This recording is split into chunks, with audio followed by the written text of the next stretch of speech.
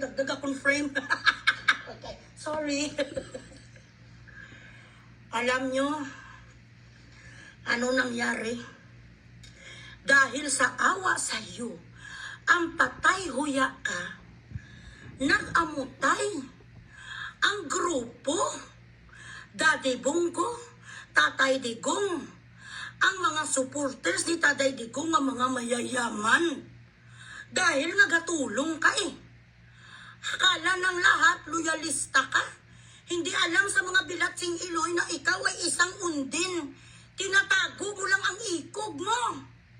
Binilaan sa nagbahay sa Rigata. Alpot, kung sino sa inyo ang taga-Rigata, hanapin nyo ang bahay sa bilatsing Iloy.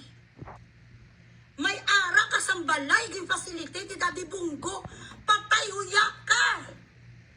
Tapos ganituhin mo si Inday Sara, hayop ka kasi binili ka ni Romaldes. Amo ni sa kalampingasan ang bilatsing Iloy.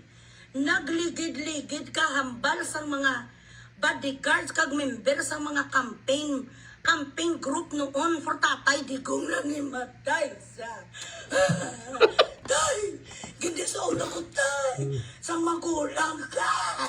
Bilatsing Iloy kabis